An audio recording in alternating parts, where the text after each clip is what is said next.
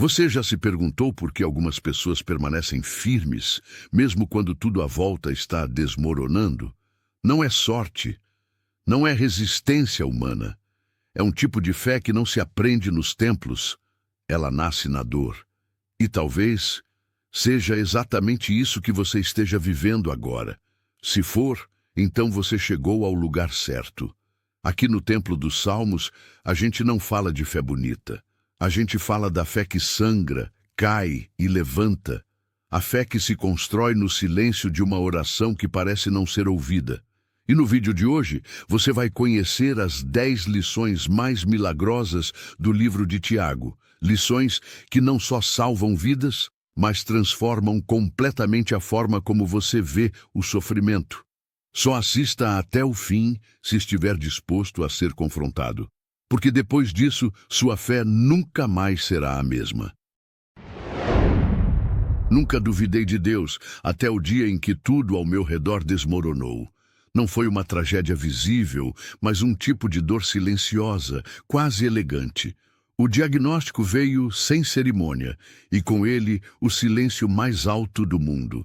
O médico falou pouco, mas seus olhos diziam tudo, aquilo era grave. Voltei para casa em choque, sentei no chão do quarto, as mãos trêmulas, e abri a Bíblia como quem busca ar. Caiu no livro de Tiago. As palavras eram firmes, quase duras. Tenham por motivo de grande alegria ao passarem por provações. Alegria? Senti raiva. Fechei a Bíblia, mas algo me puxava de volta. Era como se Deus estivesse me desafiando a enxergar o que eu ainda não conseguia. A fé que eu pensava ter começava a desmoronar, mas ali, naquela fraqueza, nascia algo que eu ainda não sabia nomear. Eu só sabia que nada mais seria como antes. A noite seguinte foi pior. O corpo ali, mas a alma vagando. E no meio do silêncio, abri de novo o texto. A voz de Tiago parecia me atravessar. A provação produz perseverança. Eu respirava fundo, tentando entender o que aquilo queria dizer na prática. Mas sentia raiva. Como continuar acreditando quando tudo parece acabar? Ainda assim, continuei lendo. Era como se cada palavra expusesse minhas feridas e me forçasse a enxergar além da dor. Ali começou a nascer outra fé, silenciosa, firme, estranha. Uma fé que não gritava, mas ardia. Eu não orava mais pedindo cura. Comecei a pedir sabedoria. Isso me desconstruiu. Parecia pouco, mas era tudo. Deus não estava em silêncio. Eu é que estava gritando alto demais para ouvir. Era o início de uma conversa que não teria mais volta. Tiago não me consolava. Ele me confrontava. Mas talvez fosse isso o que eu mais precisava. Comecei a enxergar que minha dor não era o fim. Era o processo. E talvez o milagre que eu esperava lá fora estivesse acontecendo dentro de mim. As palavras de Tiago cortavam como lâmina. Peça com fé, sem duvidar. E eu me dei conta de como duvidava, com palavras bonitas, orações ensaiadas, mas o coração fragmentado. Eu queria resultados. Deus queria transformação. Em vez de respostas, ele me deu silêncio. Em vez de conforto, me deu espelhos. Vi quem eu era, orgulhoso, impaciente, superficial. Ali eu entendi que o verdadeiro milagre não acontece quando algo fora de nós muda. Acontece quando a gente muda por dentro, mesmo quando nada fora muda. E isso dói, muito, mas também cura, muito. O que me quebrava era o que também me reconstruía. Era isso que o livro de Tiago começava a me ensinar, entre as entrelinhas e o sofrimento. Foi aí que me deparei com outra facada. Sejam prontos para ouvir, tardios para falar. Nunca imaginei que o silêncio pudesse ser resposta. Mas pela primeira vez, eu parei de pedir e comecei a escutar. Ouvi minha própria dor. Ouvi minha esposa dizendo que também tinha medo.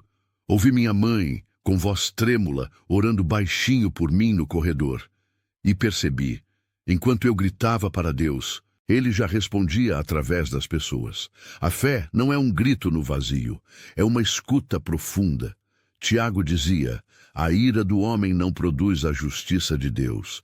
E ali entendi que minha raiva, minha frustração só me afastavam do que eu tanto buscava.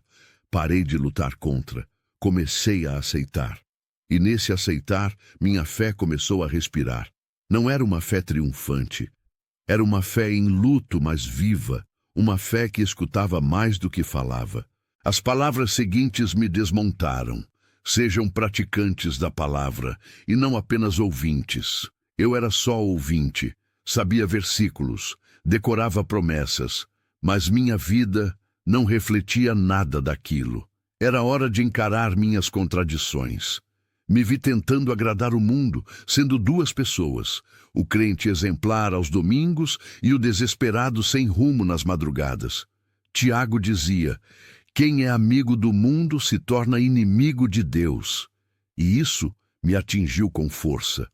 Comecei a listar tudo o que eu fazia por vaidade, por aprovação, por medo.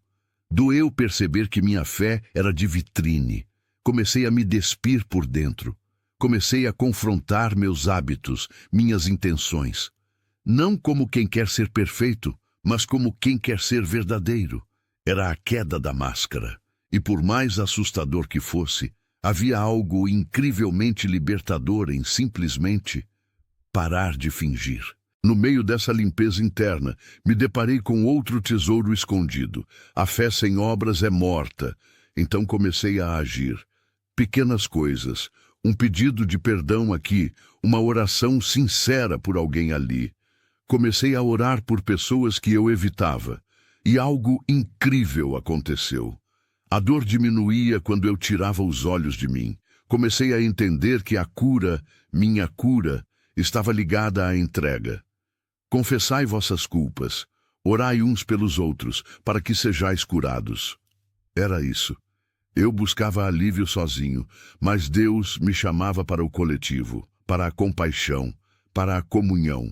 A dor que me afundava agora começava a me salvar. E não porque ela sumia, mas porque me transformava no meio do fogo. Foi quando parei de buscar um milagre e comecei a ser um.